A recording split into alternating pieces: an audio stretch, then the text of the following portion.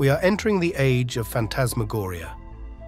It is an era in which humanity, due to technology, cannot distinguish between what is real and what is false, and that promotes the manipulation of the human being. A prominent example of manipulation which does not allow us to know what is real and what is unreal can be found in the case of Apollo 11. It also applies to many other topics, such as UFOs, the origin of human beings, current events, etc. Manipulation is at all levels: political, social, and religious. The term Phantasmagoria was mentioned by Billy Meier in 1958, when he was 21 years old, in his warnings sent to the governments of Europe. Interestingly, he talks about the internet when it had not yet been invented, or of future events such as the displacement of many people to higher grounds. As scientists have already predicted, that will happen because of rising ocean levels and other future events. Here he mentions Phantasmagoria, which will already exist during the crisis. Phantasmagoria is the phenomenon by which we cannot distinguish what is real or unreal. The Phantasmagoria is already here, as we see its effects in our society today. Phantasmagoria is spreading due to current technology, such as the internet and electronic tools. Images are manipulated with Photoshop. Now, with artificial intelligence tools, immediate and very realistic effects are produced. CGI technology is now available to everyone, and it is no longer something complicated that Hollywood studios use. We are concerned that machines are becoming intelligent, but we should be more concerned about intelligent people becoming machines. And we see the symptoms of Phantasmagoria in our society today. There is a lot of misinformation at every level. Fake news abounds. Conspiracy theories are a favorite place to manipulate people. Some of them have a solid basis, indicating that there was some hoax. However, as soon as these theories emerge, they are manipulated with disinformation, obscuring the truth.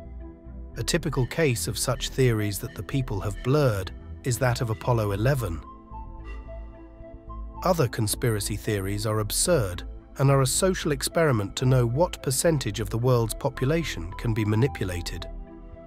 Such is the case of the Flat Earth theory, which shows that between 15 and 20% of humanity can be convinced of something totally absurd.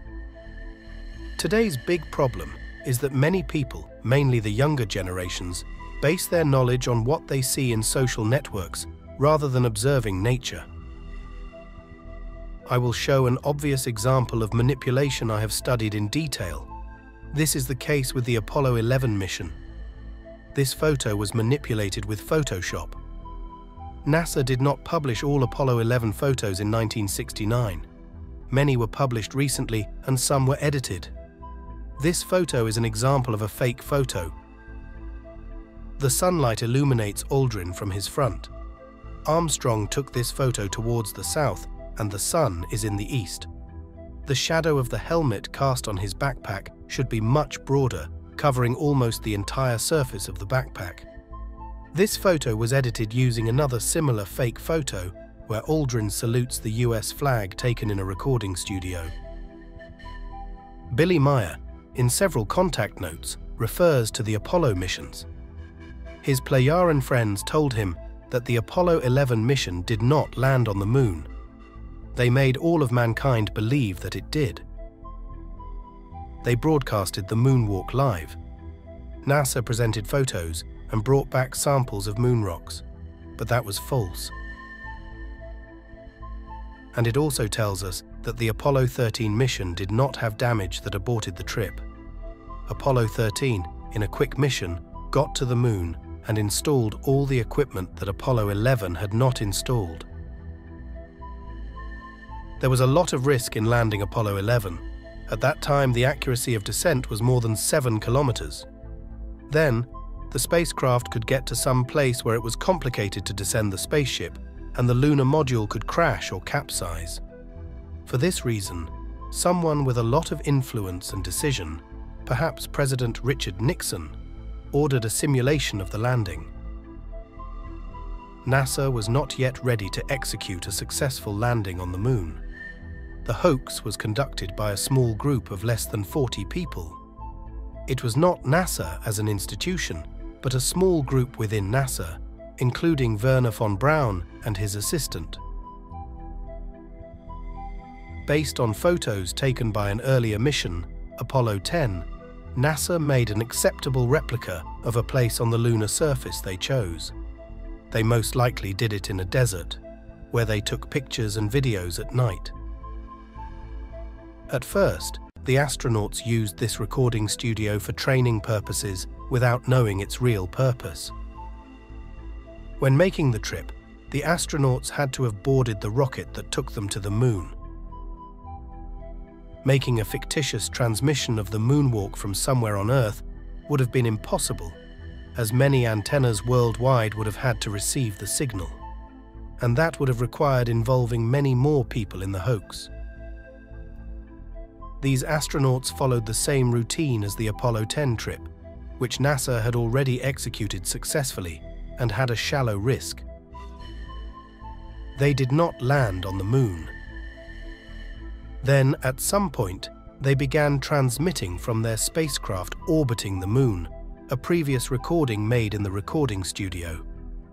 The astronauts' voices should have been transmitted live, as they were to interact with the operators in the control center in Houston and even talk to the President of the United States. Armstrong's famous phrase, "That's one small step for a man, one giant leap for mankind," was said when he was in the spacecraft orbiting the moon, not on its surface. After the return, the astronauts were quarantined. Billy tells us that they were hypnotized and implanted with false memories. Scientific studies have shown that false memories can be implanted in people's minds under hypnosis. It was easy for them, as he had already practiced the whole moonwalk routine in the recording studio many times. It was easy to mistake them for actual events. Upon return, NASA published fake photos, supposedly taken on the lunar surface. Still, in reality, they were taken in the recording studio. In my book, I describe the evidence that leads to that conclusion. NASA made technological changes to the Apollo missions after Apollo 11. Those changes would allow a spacecraft to land accurately at a pre-selected site. Apollo 12 landed on the edge of a crater, not far from the Surveyor 3 probe.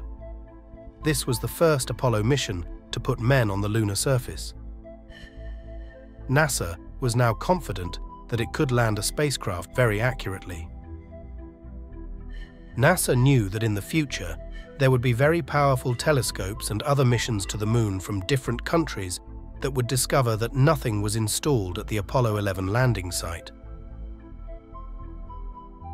Apollo 13 would install the Apollo 11 equipment.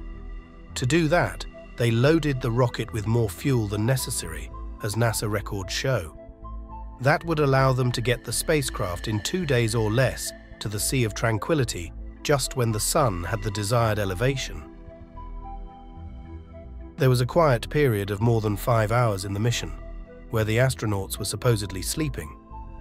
But they were descending to the moon, where they installed the Apollo 11 equipment in the Sea of Tranquility. On their return, they faked the damage. To do so, they disconnected the spacecraft's transmission system for a few seconds. They emptied one of the spacecraft's oxygen tanks. After recovering communications, they reported that they had heard an explosion, which, in fact, did not occur. The technicians on the ground, the astronauts' wives, and all the people involved in the Apollo 13 mission thought the astronauts were on their way to the moon, but they were on their way back. When they returned to Earth after a few days, they undocked the capsule and made a remote detonation in the service module.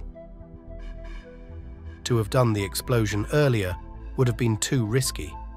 they took 22 pictures of the damaged module. In these photos, we noticed the spacecraft rotating on 2 axes. The spacecraft should rotate only on its longitudinal axis to avoid overheating due to solar radiation.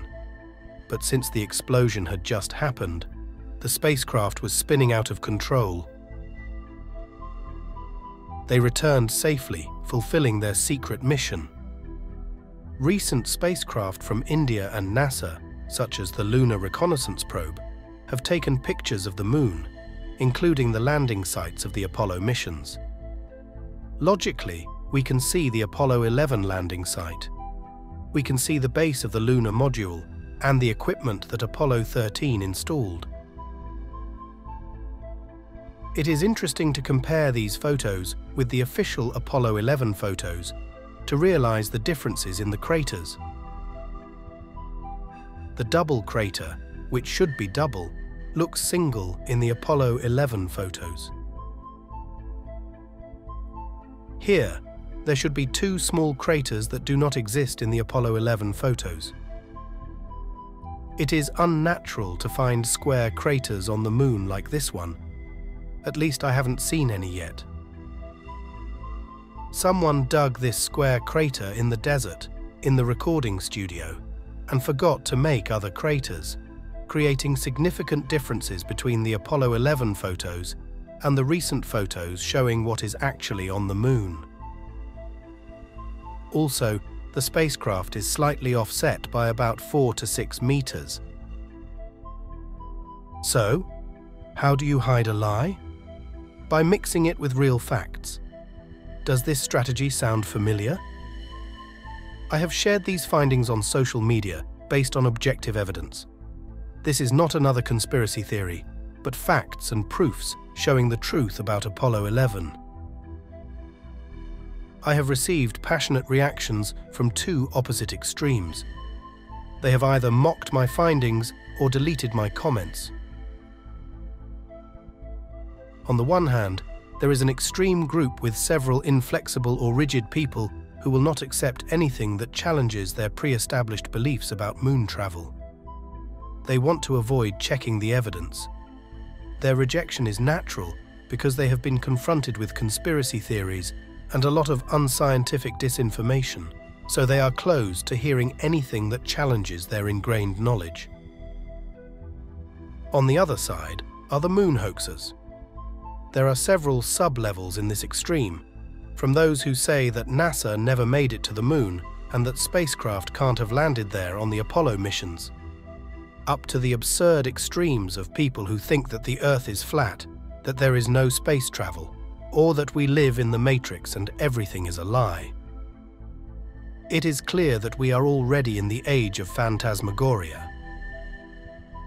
Mixing lies with truths leads people to one extreme or the other. It is human nature to qualify or disqualify everything as if the world were black or white. Those who go to extremes contribute to keeping the truth hidden, which remains in the middle at a neutral point. How to avoid falling into the Phantasmagoria?